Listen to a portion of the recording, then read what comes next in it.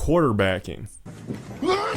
You know you need a cover sheet on your TPS report. Just to make sure we're all on the same page here, I would define quarterbacking as when someone takes over the strategic decisions of the group when playing a board game. This could come in many different shapes, sizes, and forms. It could be that someone quarterbacks every time another player is about to make a mistake. Or they could just literally be playing the game for someone else. Okay, so what the flip, huh? Why the flop does this matter? So, board games as a medium, they're pretty constrained in their design space. You'll probably notice that the vast majority of your tabletop experiences are gonna be turn-based. Nothing wrong with that, but if you're gonna be doing stuff in real time, you're probably gonna be playing, like, sports or something. Just wait, what the hell am I watching right now? You see, in other mediums, let's take video games as an example, when people tell you what to do, we would just call this shot calling. But, you know, no one really thinks that this is a problem, because with video games, you still have to actually execute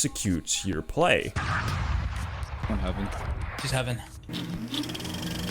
He's on the box. Oh no! You don't really feel like you have your agency ripped away from you because you still get to play the game. But in board games, the limit of your physical input is literally just moving pieces around. Like, I'm pretty sure any goddamn able-bodied person can do that. So you're probably not playing board games solely just to move stuff around on a board. If I was a betting man, I'd put good money on the assumption that you enjoy some other auxiliary factor at play here. Something like the social aspect, or thinking of a strategy. Basically, the point is that the meat of most board games isn't actually happening on the table itself. It is actually going on up here.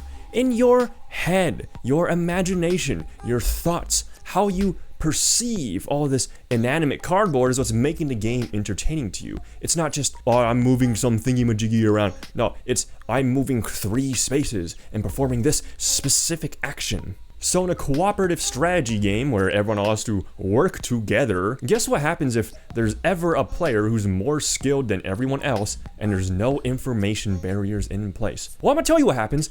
Big Brain Brian, we'll call him, he's gonna look around the board, he's gonna look whatever it has in their hand, and he's gonna do a little bit of that.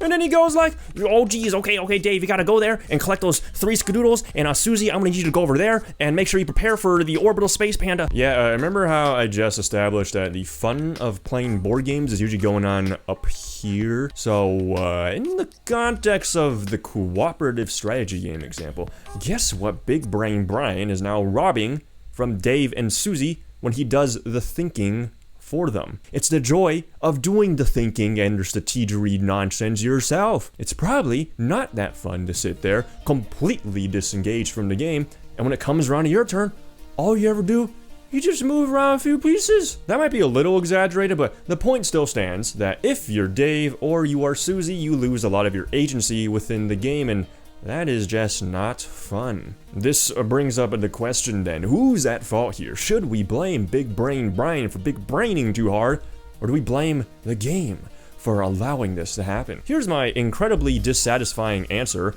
It's probably just some mix of both. Like, some people enjoy games for different reasons. Some people's idea of fun is being competitive. They like trying to win, and it's fun having to fight your way to a well-earned victory. While others, they just like to get together with the homies for some fun times with friends. And then there's people who might be a mix of these, or like to win in weird, unique ways. Like, I don't know, there has to be like a good story behind the win. In fact, I think I usually find that this whole thing is kind of a spectrum, and people don't usually fall cleanly into any one of these categories. If you take me for an example, there's some games I'm going to enjoy way more if I go full try-hard. Games like, I don't know, like Root, Azul, like pretty much every Euro game ever. Actually, if you aren't tryharding a crunchy Euro, why the hell are you even playing a Euro game? And then there's just dumb nonsense, where I'm constantly doing stupid crap like Eldritch Horror and Twilight Imperium. Like, these games may look pretty big and intimidating, but when you're actually playing them, there's a whole lot of dice rolling and just stupidity happening, okay? Like, you're playing them more for the experience they bring.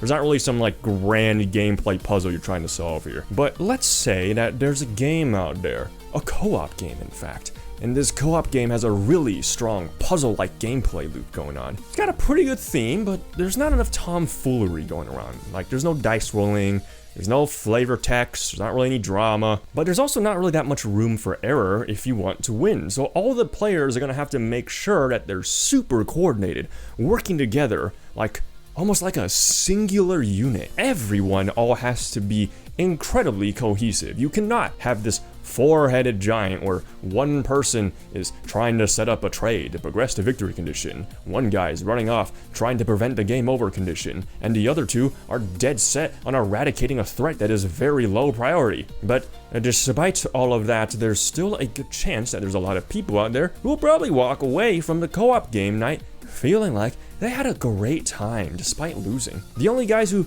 probably feel bad about the experience are the guys who will really want to win. At the end of the day, people, they're just gonna want different things out of their gaming experiences, and there's nothing wrong with that. You as players can play whatever the hell you want, how you want to play it, but on the flip side, designers can also make their games however the hell they want. So if a designer creates a game that has pretty open information about the game state, meaning that it's pretty easy to just quarterback someone, then it's what it is, right? And it's the game. Now, for the players that are deciding to pick up and play said game, you gotta be aware of what your group likes and how you all want to play games. Maybe you just want a co-op game that you can play with your significant other, in which case, it's way easier to coordinate since there's only two people. Whatever the case is, I think the main takeaway here is to know what you like, which surprisingly isn't the easiest thing to do, but it comes with time, you just gotta keep on playing games. But then on top of that, you gotta have a pretty good idea of what your friends like as well. It's totally reasonable to know people who absolutely detest co-op games because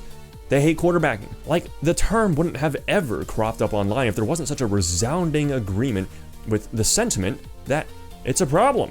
Lots of people really hate games that kind of just boil down to being a group project. I'd like to end this rant off with some random ass quotes from Isaac Childress, the designer of Gloomhaven. See, he's got a lot of blog posts on his website that get real nitty gritty with ideas about game design. So, super cool to read through. This first one comes from this post on Robinson Crusoe.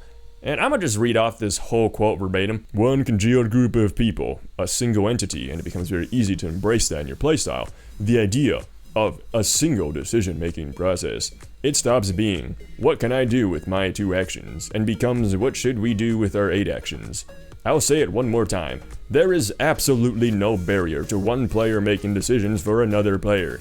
A single person could just as easily play a 4-player game as 4 people could. This is bad. The cook of our group came in skeptical of this co-op game, and she definitely did not have very much fun, mainly because all of her concerns about co-op games were very well founded in Robinson Crusoe.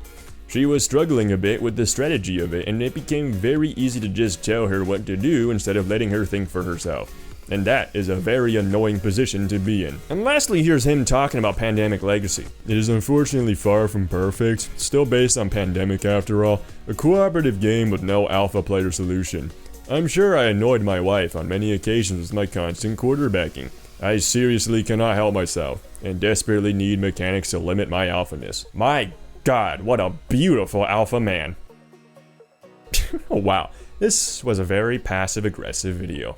Thank you for watching all the way through. We do have a Pandemic review up on our channel, but I kind of want to revisit it one of these days because I personally think the analysis is pretty biased and uncritical when compared to our newer reviews. That, and I also want to finish Pandemic Legacy because we stopped like a third through just because we got kind of bored, and also Gloomhaven happened, so yeah, kind of just, faded away as we moved on to other stuff. When I do come back to it, I'm probably gonna go through it solo to avoid the quarterbacking problem. See, one of the things I find kind of odd about Pandemic is that I found it way easier to play with a smaller player count because it's just easier to trade and your cards are consolidated into a much more focused pool because it's just 2 people. But then with 4 players, not only is the game getting harder because a lot of cards being split amongst 4 people, but also trading is so much more because dangerous characters have to be way more coordinated between rounds. Okay, you know what? I'm rambling at this point. I'll probably make a video talking about the specific gameplay parts about Pandemic later.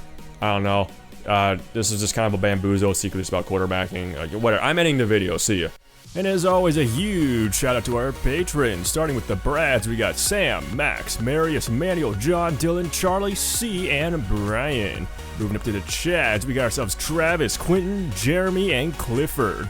Then our Thad, Aaron, White, and our Mad Lads, Jeff, Lee, and Z. And as always, like, comment, subscribe, hit the bell, I'll just do the YouTube stuff, yeah.